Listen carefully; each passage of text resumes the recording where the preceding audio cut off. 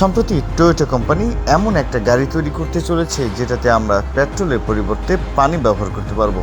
আর ধারণা করা হচ্ছে এর ফলে প্রায় সব গাড়ি কোম্পানি, এমনকি ইলন মাস্কের টেসলা, যেটা কিনা সব থেকে পরিবেশ বান্ধব গাড়ি হিসেবে নিজেকে দাবি করছে, সেটাকে ছাড়িয়ে যাবে। সবচেয়ে মজার ব্যাপার হলো এই পানি কিন্তু বর্তমান সময়ে ইঞ্জিনের সবচাইতে বড় শত্রু। এখন প্রশ্ন হলো টয়োটা কিভাবে এরকম কিছু করবে। টয়োটা হলো এমন একটা কোম্পানি যারা কখনোই কোনো ট্রেন্ড ফলো করে না, বরং তারা নিজেরাই একটা ট্রেন্ড তৈরি করে ও অন্যান্য বড় কোম্পানিগুলো তা ফলো করে। আর এজন্যই তাদের একমাত্র শক্তি হলো ইনোভেশন। 1990 সালে যখন পুরো পৃথিবী ইলেকট্রিক গাড়ির কথা চিন্তা করতে পারছিল না, তখন টয়োটাই পৃথিবীর প্রথম হাইব্রিড ইলেকট্রিক গাড়ি নিয়ে আসে। আর এভাবেই গাড়ির বাজারে ইভিএস বা ইলেকট্রিক গাড়ির একটা ট্রেন্ড সেট করে দেয়।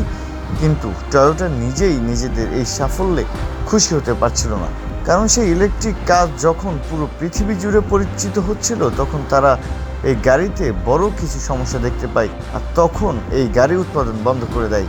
তারা দুইটা বড় সমস্যা দেখতে পায়। প্রথমত, ইলেকট্রিক কার একটা পরিবেশ বান্ধব গাড়ি হলো একে চার্জ করার জন্য চার্জিং স্টেশনগুলোতে যে শক্তি জমা করা হয় সেগুলো কয়লা, প্রাকৃতিক গ্যাস, ডিজেল এগুলো থেকে আসে, যেগুলো পরিবেশ দূষণের অন্যতম বড় কারণ। তবে তাদের এই সমস্যার একটা সমাধান হতে পারে হাইড্রোজেন গ্যাস, কারণ একটা হাইড্রোজেন গ্যাসের দুইটা হাইড্রোজেন মলিকিউল থাকে, আর হাইড্রোজেনের আকার ছোট হওয়ার কারণে এটা খুব সহজেই কোনো ট্যাঙ্কে অনেক বেশি করে জমিয়ে রাখা যায়।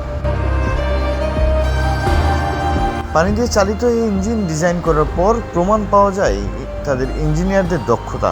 তারা তাদের প্রথমে সেই ব্যর্থতা ছেড়ে আবার নতুনভাবে শুরু করে পেট্রোল চালিত engine, hydrogen engine, electric engine, এই সব কিছু নিয়েই তারা আবার গবেষণা শুরু করে।